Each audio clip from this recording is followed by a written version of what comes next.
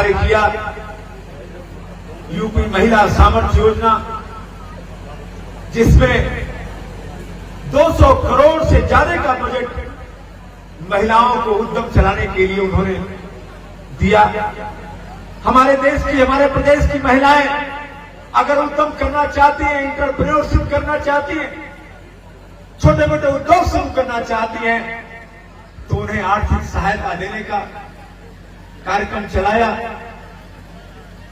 और जो प्रधानमंत्री स्वामित्व योजना, आपने देखा होगा कि गांवों में लोगों के घरों में स्वामित्व का कोई व्यवस्था न होने के कारण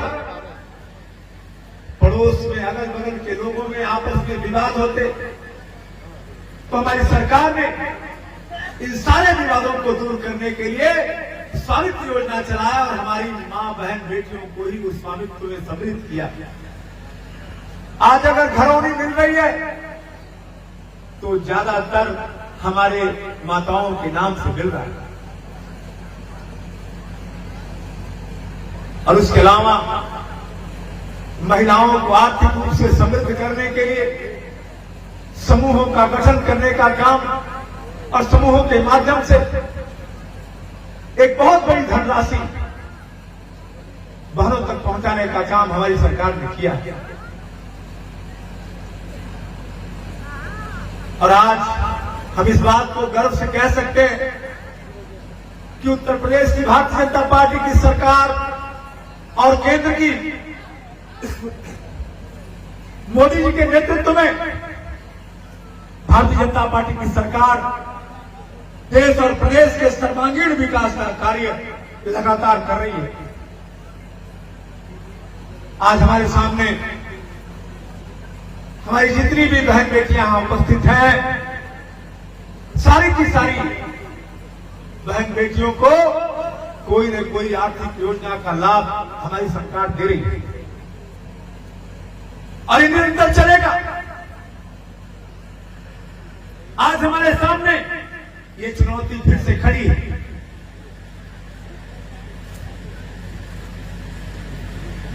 कि हम गरीब कल्याण और महिला कल्याण की इस योजना को आगे कैसे बढ़ाना चाहेंगे।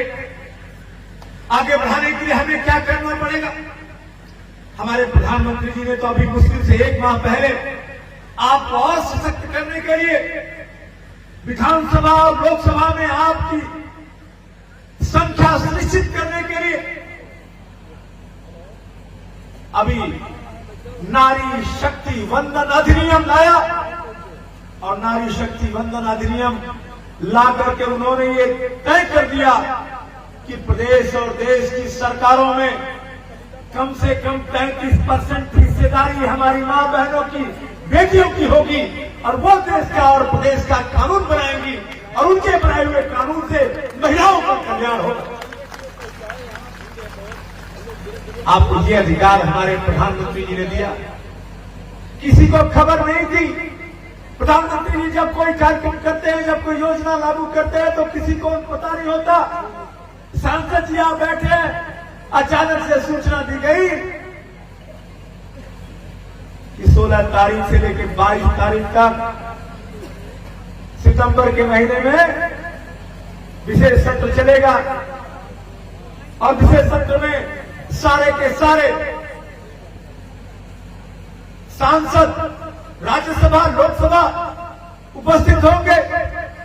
और मैं आप बताऊं, सिर्फ 2 को छोड़ करके सारे सांसदों ने ये नारी शक्ति वंदन अधिनियम को ध्वनिमत से पारित किया।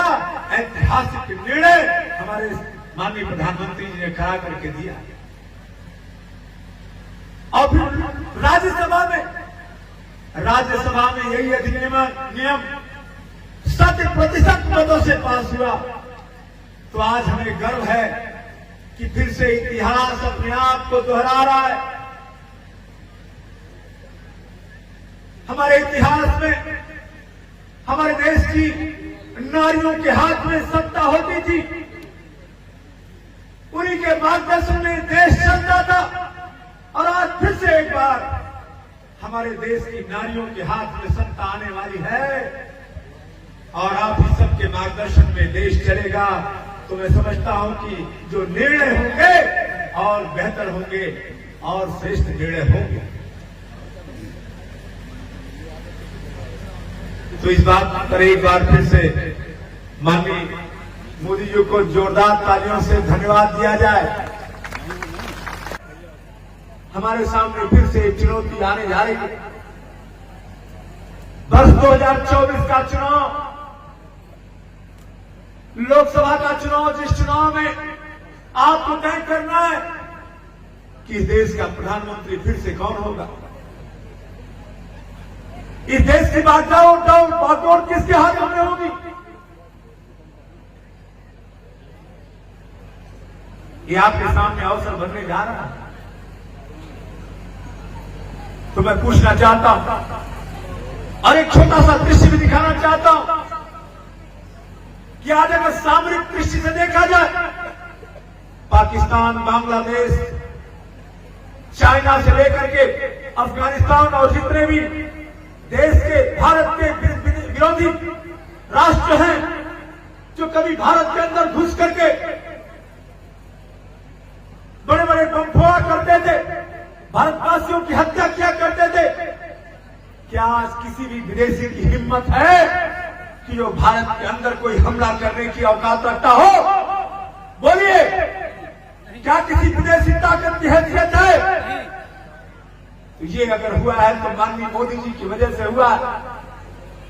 जो भारत कभी अर्थव्यवस्था में 67वें नंबर पे था, आज अगर 5वें नंबर की अर्थव्यवस्था बना है भारत, तो यह किसकी देन है?